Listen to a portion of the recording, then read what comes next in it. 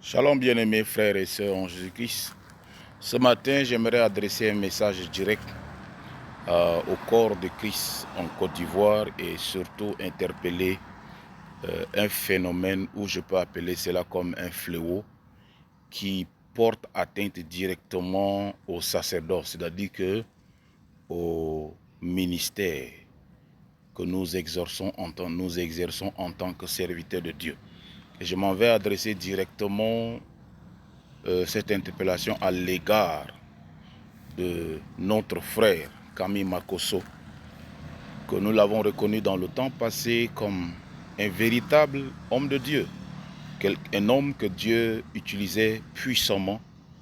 Voilà. Aujourd'hui, ça fait mal lorsque j'observe cet aîné-là être attaqué sur les réseaux sociaux et qu'à chaque fois quand les gens s'en prennent à Makosso, les gens ne s'en prennent pas à lui comme un influenceur ou comme un brouteur ou bien comme un marmailleur, comme il a toujours l'habitude de le dire, mais il s'attaque de fois en lui en évoquant son titre de pasteur. C'est pourquoi j'interpelle le corps de Christ et surtout le collège des hommes de Dieu. C'est-à-dire que en mettant le jour où on avait établi Makosso, le président de tous les pasteurs en Côte d'Ivoire, il avait fait une promesse de ne plus se livrer encore à ce genre de comportement qu'il est en train de faire aujourd'hui sur les réseaux sociaux.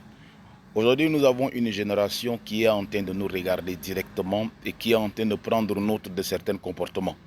Et si, en tant que serviteur de Dieu et surtout du corps de Christ de la Côte d'Ivoire, si vous ne faites pas attention, vous êtes en train d'envoyer un modèle de comportement direct à cette génération qui est en train de nous observer pour juger. Donc,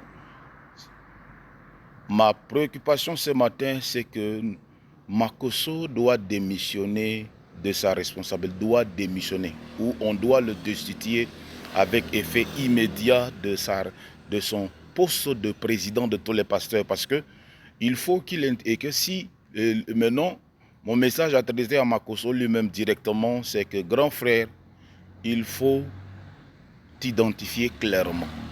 Soit tu es un pasteur ou soit tu ne l'es pas. Ce sacerdoce que nous sommes en train de l'exercer là, nous ne sommes pas en train de l'exercer pour nos intérêts personnels, mais nous sommes en train de l'exercer pour qu'un homme en soit glorifié, Jésus-Christ de Nazareth. Soit vous êtes un homme de Dieu ou soit vous ne l'êtes pas. Si vous l'êtes, vous devez l'assumer publiquement et pas vous livrer à ce genre de fois. Certains propos qui sortent de vos bouches trahissent le sacerdoce. Alléluia. C'est vrai que vous avez votre appel est différent. Donc identifiez clairement votre appel et afin que quand les gens vont s'adresser à vous, ils savent qu'ils ont affaire à un influenceur ou à un activiste. Voilà.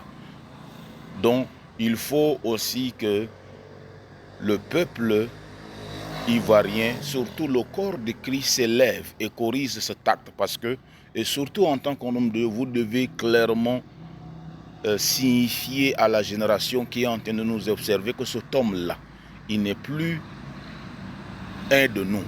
Parce qu'il ne faut pas que les gens, souvent, quand j'entends certaines, je vois certaines vidéos où les gens le disent, ce faux pasteur, ça me fait tellement mal. Ça me fait tellement mal. Et je pense que Dieu est en train de nous regarder. Bon dimanche à tout le monde.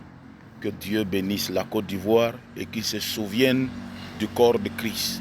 Corrigeons cette erreur avant que ça soit trop tard. Shalom.